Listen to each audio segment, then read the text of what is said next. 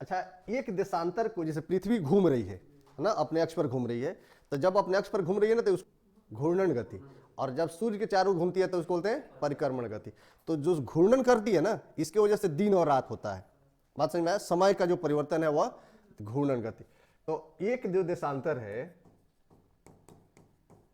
एक देशांतर, जैसे पृथ्वी घूम रही है तो एक देश, इधर से सूर्य है, अब पृथ्वी घूम रही है ना, तो एक देशांतर पर यहां पर पड़ा हुआ है सूर्य का लंबवत किरण, जब ऐसे घूमेगी तो दूसरे पर फिर आ जाएगा कि नहीं? सूर्य तो स्थिर है, फिर तीसरे पर, चौथे पर आएगा ना। तो एक देशांतर से दूसरे देशांतर पर सूर्य की किरणें जो लंबवत होती हैं, इसमें कुल 4 मिनट का समय लगता है। कितना मिनट? 4 मिनट में एक देशांतर को पार कर जाती है। तो अगर मान लो कि 68 डिग्री 7 मिनट से लेकर के और 97 डिग्री 25 मिनट तक का हम बात करें, तो कुल कितना देशांतर होगा? कुल 30 देशांतर।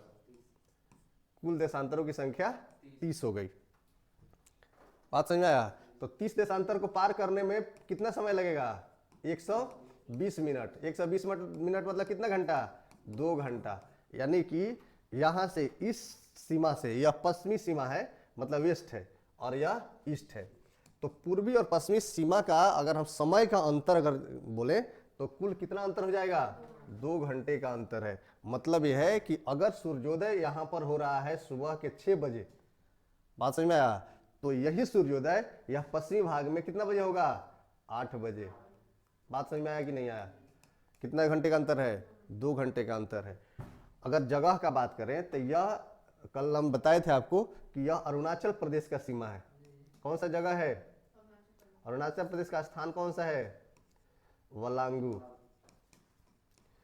अरुणाचल प्रदेश का वालांगू है, जो हमारा सबसे अंतिम सीमा है। कौन है? वालांगू। और यही पश्चिम में सबसे अंतिम में कौन है? Sir creek. सर क्रीक किस राज्य में है? गुजरात में। गुजरात के सर क्रीक और अरुणाचल प्रदेश का वालांगू, यह हमारा पूर्वी और पश्चिमी सीमा बनाता है। पूर्वी सीमा पर कौन है? वालांगू। पश्चिमी सीमा पर कौन है? Sir creek. दोनों के बीच में डिस्टेंस कितना है? दोनों के बीच में कितना देशांतर का अंतर है? 30 देशांतर का अंतर। दोनों में समय का अंतर कितना है? 2 घंटे का अंतर है। अरुणाचल प्रदेश और गुजरात के समय में कितना घंटे का अंतर है? 2 घंटे का अंतर है। बात समझ में आया? यही सवाल आपसे पूछेगा कि सबसे पहले सूर्योदय कहाँ होगा? अरुणाचल प्रदेश में। सबसे बाद में सूर्योदय कहाँ होगा? कितना देर के बाद होगा? कितना समय का अंतर है? 2 घंटे का अंतर है बस।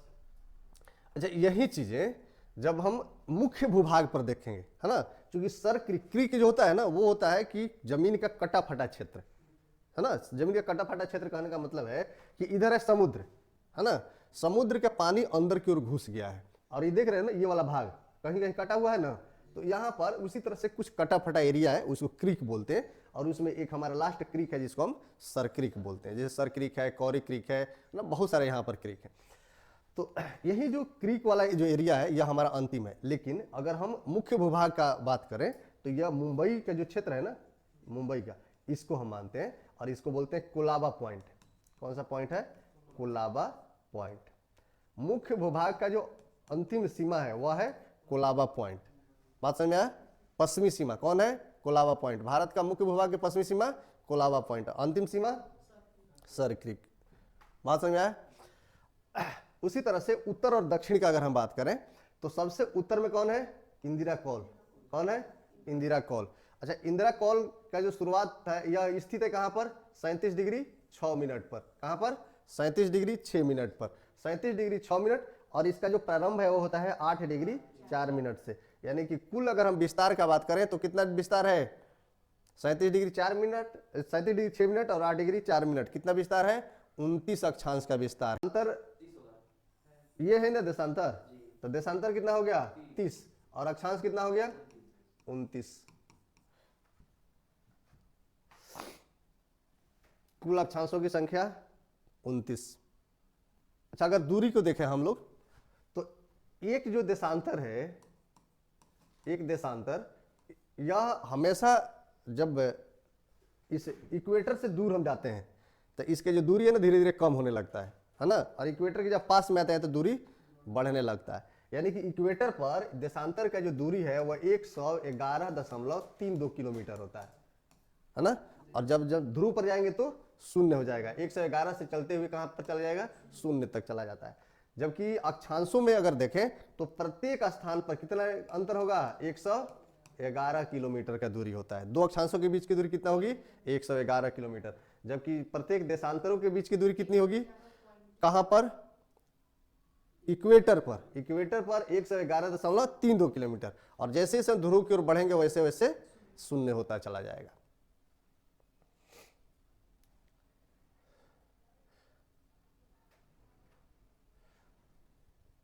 हो गया, लिख लिए। अगर हम डिस्टेंस का बात करें कि हमारा लंबाई चौड़ाई कितनी है ना, तो इस लंबाई चौड़ाई का जो निर्धारण है वह इसी अक्षांश और देशांतरों के माध्यम से ही किए जाते हैं, है ना। कैसे किए जाएंगे, अक्षांश और देशांतर के माध्यम से। कैसे, तो एक अक्षांश मतलब कितना किलोमीटर, अरे एक अक्षांश की दूरी कितनी हो गई, 111 किलोमीटर, है ना। और कुल देशांतर हमारा, हमें कुल अक्षांश मालूम है कि कितना अक्षांश हमारा डिस्टेंस है। तो कितना डिस्टेंस हो गया, 29 है हमारा 29 अक्षांश है।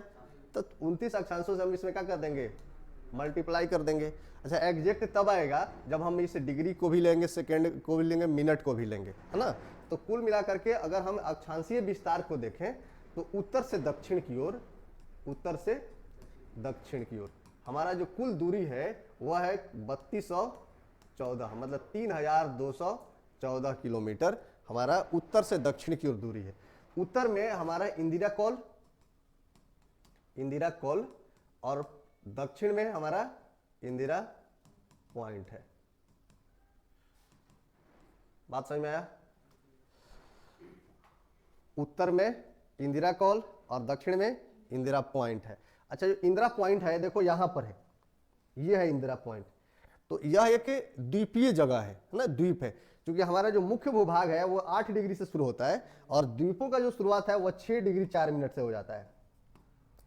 6 डिग्री 4 मिनट से द्वीपों का शुरुआत, और हमारा मुख्य भूभाग का शुरुआत होता है 8 डिग्री 4 मिनट से। तो हम अगर हम द्वीपों का या मुख्य भूभाग को छोड़ दें, हम सिर्फ भारत का बोलें तो हमारा जो शुरुआत है वह 6 डिग्री 4 मिनट से होता है। और यदि पूछा जाए कि भारत के मुख्य भूभाग की शुरुआत कहां से होती है तो 8 डिग्री 4 मिनट से होती है। बात समझ में आया। तो जहां से शुरू होती है हमारा वो बोलते हैं इसको इंदिरा पॉइंट। यह कहां पर है, निकोबार में है। कहां पर, निकोबार द्वीप समूह में, निकोबार द्वीप समूह में इंदिरा पॉइंट है। हालांकि 2008 में एक बहुत भयानक सुनामी आया था और उस सुनामी ने इस पॉइंट को, हमारा यहाँ पर जो द्वीप था हमारा, उसको यह ध्वस्त कर दिया है ना।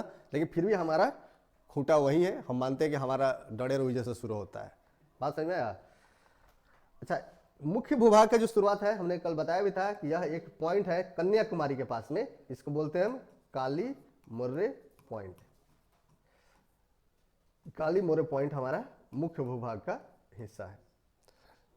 किस राज्य में है, तमिलनाडु में।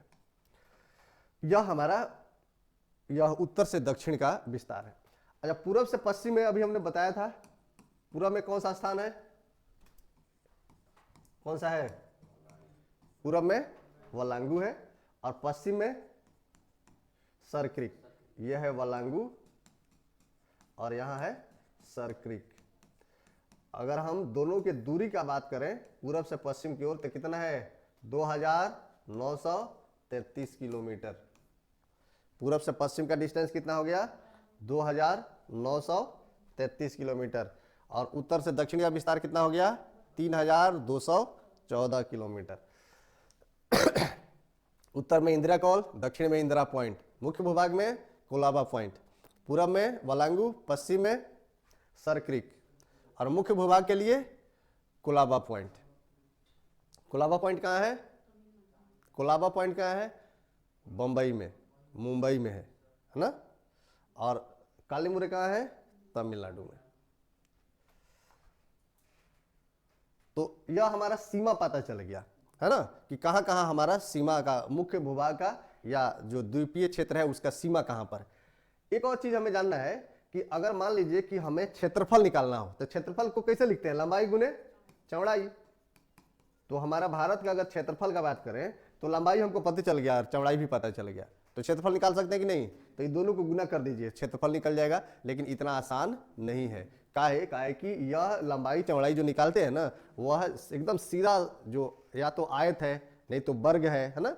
लेकिन इसमें इतना ये ऊपर नीचे है, देख रहे हैं ना, कटा फटा एरिया है कि सबको एक साथ है लंबाई चौड़ाई कर देने से नहीं निकलेगा। लेकिन कुल मिलाकर के अगर हम क्षेत्रफल का बात करें तो कितना है, 32,87,263 वर्ग किलोमीटर ये क्षेत्रफल है हमारा।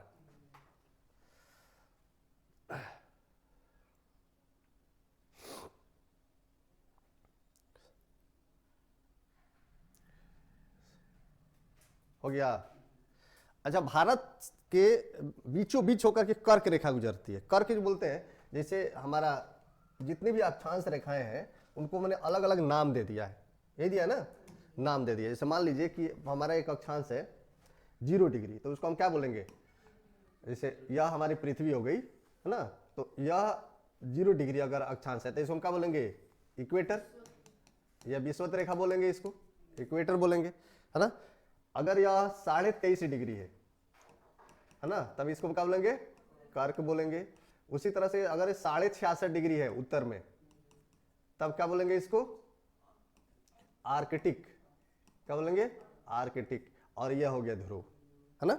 उसी तरह से जब दक्षिण की ओर चलेंगे ना, 0 से दक्षिण की ओर, तो 23.5 डिग्री जो साउथ है ना, इसको क्या बोलेंगे, मकर बोलेंगे। फिर उसी तरह से जो 66.5 है, इसको क्या बोलेंगे, 66.5 डिग्री को अंटार्कटिक बोलते हैं। और यह हो गया 90 डिग्री ध्रुव। समझ में आया। तो इसी तरह से हमने नामकरण कर दिया है इनको। तो हम अभी बताए हैं कि भारत का जो शुरुआत है ना, वो 8 डिग्री से होता है। जैसे मान लीजिए कि 0 डिग्री है, तो यहाँ से चलेंगे तो 8 आएगा ना बीच में, ये आ गया 8। और यह इसका लंबाई पर चलेंगे ना, तो ये 37 तक यहाँ तक आ गया। और उसी तरह से अगर हम इधर की ओर विस्तार देखेंगे तो 68 डिग्री से स्टार्ट होकर के कहाँ तक हो गया, 97 डिग्री तक, मतलब यहीं पर है भारत। बात समझ में? यानी कि विषुवत रेखा से उत्तर में है। तो जितना भी अक्षांश भारत में आएगा वो सब कौन सा अक्षांश हो जाएगा, नॉर्थ अक्षांश। मतलब 8 डिग्री शुरुआत हो रहा है 8 डिग्री 4 मिनट से, तो 8 डिग्री 4 मिनट नॉर्थ अक्षांश होगा। बात समझ में? उत्तरी अक्षांश। और 37 डिग्री 7 मिनट क्या होगा, उत्तरी की दक्षिणी, उत्तरी अक्षांश, क्योंकि यह 0 से ऊपर ही है। बात समझ रहे हो ना। 8 डिग्री 4 मिनट से शुरू होकर के 37 डिग्री 6 मिनट तक वह उत्तरी ही रहेगा। बात समझ में आया। और यदि हम इसको ऐसे बांट दें, हाँ, ऊपर है तो उत्तरी और नीचे है तो दक्षिणी। और यह जो 0 डिग्री देशांतर है ना, इस 0 डिग्री देशांतर के अगर दाहिने है तो ईस्ट देशांतर, और यदि बाएं है तो वेस्ट देशांतर। तो यह ईस्ट देशांतर में है। समझ में आया। तो यहां से यह जो कर्क रेखा देखा है ना, यह भारत की देखो बीचों बीच होकर गुजर रही है कि नहीं गुजर रही है, यह गुजर रही है भारत के बीचों बीच होकर। तो यही हमारा ये इक्वेटर है, यहां पर ये सॉरी कर्क रेखा है, ये क्या है, कर्क है। ये हमारा हो गया कर्क। तो कर्क मतलब कितना डिग्री, 23.5 डिग्री उत्तर की दक्षिण, उत्तर, ये हो गया कर्क। तो कर्क जो है ना भारत के बीचों बीच होकर के इसे गुजर रही है। देखो ये ब्लैक वाला जो लाइन है ये कर्क है। और यह कुल मिलाकर के 8 राज्यों से होकर के गुजरती है। पहला जो राज्य है वो है गुजरात, पहला हो गया गुजरात। अच्छा, ये राजस्थान है, इसके बाद क्या आएगा, राजस्थान। फिर यहां पर आता है मध्य प्रदेश, क्या आएगा, मध्य प्रदेश। फिर आ गया छत्तीसगढ़, छत्तीसगढ़। फिर आ गया झारखंड, झारखंड। फिर बांग्लादेश में चला गया, है ना। हाँ, यहाँ पर पश्चिम बंगाल भी है, पश्चिम बंगाल। और फिर इसके बाद बांग्लादेश में चला गया। फिर यहाँ पर देखो 2 राज्य हमारा और टकरा गया। ये जो कॉर्नर इधर निकला है ना, ये है त्रिपुरा और ये है मिजोरम। कुल मिलाकर के 8 जो राज्य हैं हमारे, एक गुजरात, दूसरा राजस्थान, तीसरा मध्य प्रदेश, चौथा छत्तीसगढ़, 5वां झारखंड, छठा पश्चिम बंगाल, 7वां त्रिपुरा और 8वां मिजोरम। यह 8 राज्यों से होकर के गुजर रही है ना। तो कई बार इससे सवाल पूछा जाता है कि जो कर्क रेखा है वह कितने राज्यों से होकर गुजरती है, कितने राज्यों से, 8 राज्यों से। सबसे पश्चिम में कौन राज्य, गुजरात। सबसे पूर्व में कौन राज्य। अगर सीक्वेंस में पूछेगा कि पूर्व से पश्चिम की ओर से जाएं, कर्क रेखा पर स्थित राज्यों को पूर्व से पश्चिम की ओर से जाएं, तो पूर्व से पश्चिम करोगे तो कौन सा आएगा पहले, मिजोरम, त्रिपुरा, पश्चिम बंगाल, झारखंड, है ना, इस तरह से।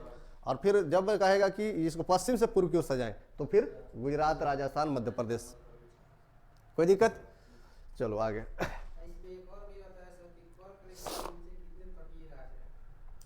तो अब तटीय राज्यों पर भी हम बात करेंगे, है ना। अब पहले हम बात करते हैं तट पर, है ना, या सीमा पर। सीमा क्या है कि कहां कहां तक हमारा विस्तार है, ये तो हमने देखा। अब इसमें दो तरह का हमारे पास सीमा है ना। जो सीमा होता है, सीमा दो प्रकार का है। एक बोलते हैं जिसको समुद्र से जिसका लगा है ना, यह तटीय सीमा है। और जो धरती से लगा है वह स्थलीय सीमा है। दो प्रकार की सीमा है हमारे पास, एक तटीय सीमा है, दूसरा स्थलीय सीमा है। तो जो तटीय सीमा है हम उसको बोलते हैं जो समुद्र के साथ लगा हुआ है। देख रहे हैं ना, ये समुद्र से लगा हुआ एरिया है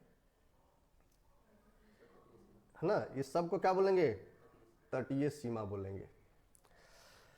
अब तटीय सीमा का अगर लंबाई का हम बात करें तो कुल जो तटीय सीमा की समुद्र तट की जो लंबाई है वो है हमारा 7,517 किलोमीटर, लगभग 16.5 ही होता है ना, लेकिन 17 हम इसको मान ले रहे हैं। तो ये क्या हो गया? तटीय सीमा की लंबाई हो गई, है ना। लेकिन अब तटों में दो तरह का तट हो गया। एक हो गया मुख्य भूभाग का, है ना। इसको थोड़ा सा और क्लियर करते हैं। मुख्य भूभाग का, और दूसरा जो तट हो गया ना, ये हो गया द्वीपों का।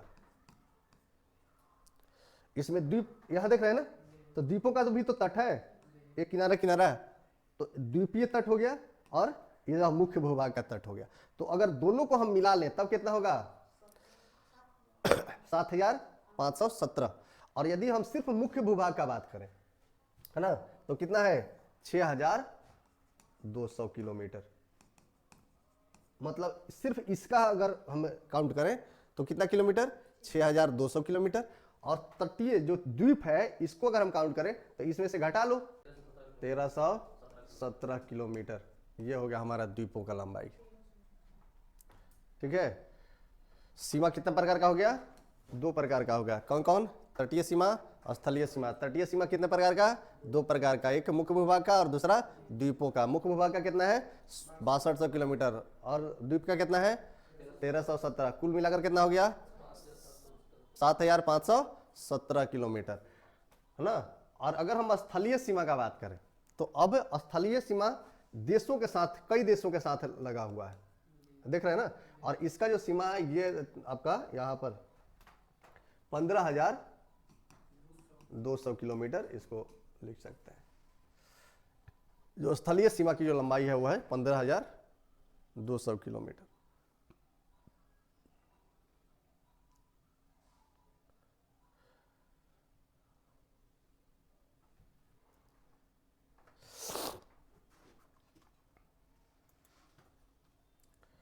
बात समझ में आया कि नहीं?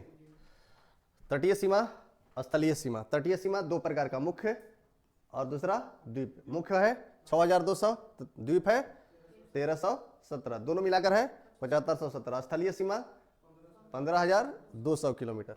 अच्छा, स्थलीय सीमा कहने का मतलब है कि इन देशों के साथ जो सीमाएं लग रही हैं, देख रहे हैं ना, यह सब क्या कहलाएगा? स्थलीय सीमा है। अब अलग अलग देशों के साथ भारत का जो सीमा है ना वो अलग अलग है ना।